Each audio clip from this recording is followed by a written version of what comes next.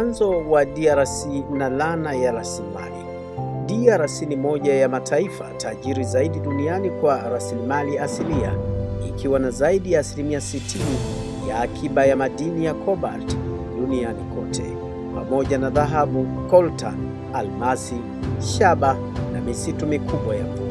Lakini tangu mwanzo mwa taifa hili chini ya ukoloni wa Mbelgiji mwaka 1885 hadi 1960, DRC, zamani ikifahamika kama Zaire, raia wake hawajawahi kunufaika na utajiri huo unaotajwa kwamba Mungu aliuweka ndani ya ardhi yao. Badala yake utajiri huo umegeuka kuwa laana badala ya baraka.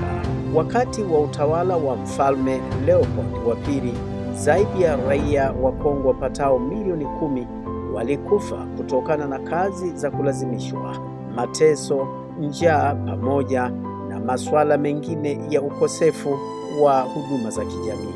Kwanza, uhuru wao uliangukia mikononi mwa Patrice Lumumba mwaka 1960, na yeye Patrice akawa waziri mkuu wa kwanza wa DRC Zaire wakati huo. Hali ya mateso, hujuma na ukosefu wa usalama viliendelea. Lumumba alitaka kudhibiti rasilimali za nchi hiyo kwa manufaa ya wananchi, jambo lililotishia maslahi ya mataifa ya magharibi na makampuni makubwa ya madini. Ndani ya miezi michache aliondolewa madarakani, akakamatwa na akauawa Januari 1961 na ushirika wa mawakala wa kigeni, hasa Ubelgiji pamoja na CIA, kwa hofu ya ushawishi wa Kisovieti na kupoteza udhibiti wa rasilimali za taifa hilo. Baada ya kuuawa kwa Patrice Lumumba, ukaja utawala wa Mobutu Sese Seko na siasa zake zilizotajwa kuwa za kifisadi. Mobutu Sese Seko alitawala kwa zaidi ya miaka 32 kuanzia mwaka 1965 hadi 1997 kwa mkono wa chuma, akisaidiwa kisiasa na kifedha na Marekani na washirika wake kwa sababu za vita baridi iliyokuwa ikiendelea wakati huo. Ingawa alidai kuleta utulivu, Mobutu alijilimbikizia utajiri unaokadiriwa kufikia dola za Marekani bilioni 5, huku miundombinu ya nchi ikisambaratika na kudhoofika, yeye akiendelea kuyapa kisogo majukumu yenye manufaa kwa raia wake. Jeshi lilidhoofishwa kiasi cha kutosha kwa makusudi lisiweze kumgeuka, jambo lililoacha doa kwa taifa hilo katika misingi mibovu na mifumo ya ulinzi na kuandaa mazingira ya machafuko ya baadaye na ambayo yameshuhudiwa hadi leo. Chanzo hasa cha vita vya taifa hili la Kongo DRC na kuingiliwa kimataifa ilianzia hapa baada ya kuwa mikononi mwa Mobutu Sese Seko, ulifuatiwa na vita vya mwaka 1996 hadi 2003 vinavyojulikana kama vita vya dunia vya Afrika, vikihusisha zaidi ya mataifa 8 ya Afrika.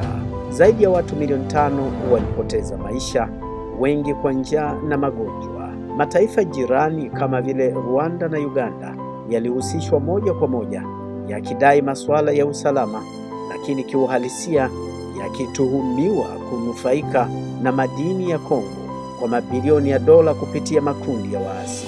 Mwaka 2001 yakafanyika mauaji ya Rais Laurent Desire Kabila. Laurent Desire Kabila huyu ndiye aliyemuondoa madarakani Mobutu na kisha akaanza kujaribu kujitoa kwenye ushawishi wa wale waliomsaidia kuingia madarakani. Hatua zake za kudhibiti madini na kupunguza uingiliwaji wa nje zilimfanya awe adui ya maslahi mengi ya mataifa yenye nguvu.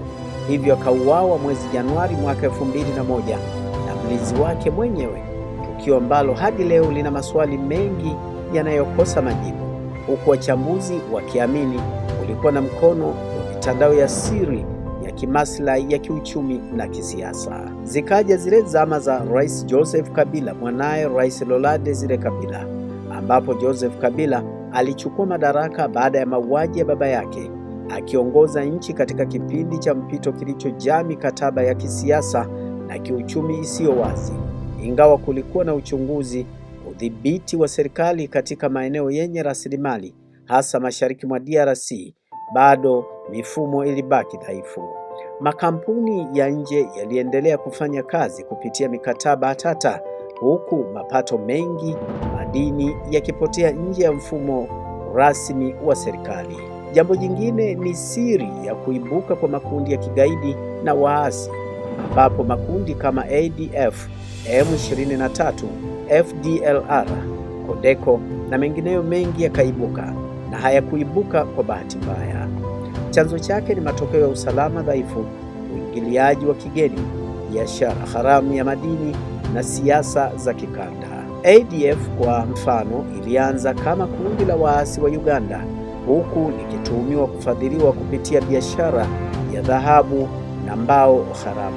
Mnufaika wa mzozo na machafuko ya DRC ni nani hasa? Kwa mujibu wa uchunguzi wa ripoti za Umoja wa Mataifa, ni kwamba machafuko ya mashariki mwa DRC yananufaisha zaidi mtandao mpana wa wafanyabiashara wa silaha, maafisa wala rushwa na hata baadhi ya makundi ya kisiasa ndani na nje ya nchi. Wakati madini adimu ya coltan ya Kongo yanatumiwa kutengeneza simu na vifaa vingine vya kisasa duniani, wananchi wa eneo husika wanaishi chini ya $2 kwa siku, wakilipa gharama ya damu kwa maendeleo ya teknolojia ya dunia. Tukiangazia serikali ya sasa na changamoto zinazoendelea, ni kwamba chini ya Rais Felix Tshisekedi, DRC imejaribu kurejesha udhibiti wa maeneo yenye migogoro na kurekebisha mikataba ya madini.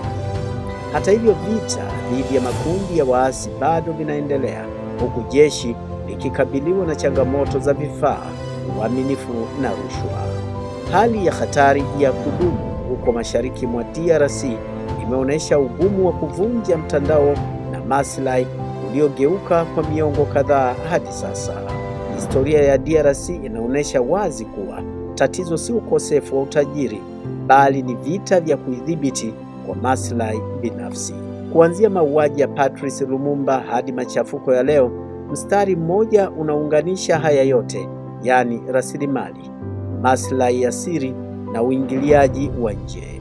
Bila uwajibikaji wa kimataifa, uwazi wa mikataba ya madini na kuimarishwa kwa taasisi za ndani, DRC itaendelea kubeba mzigo wa kihistoria dhidi ya taifa hilo lenye utajiri ambalo bado raia wake ni maskini.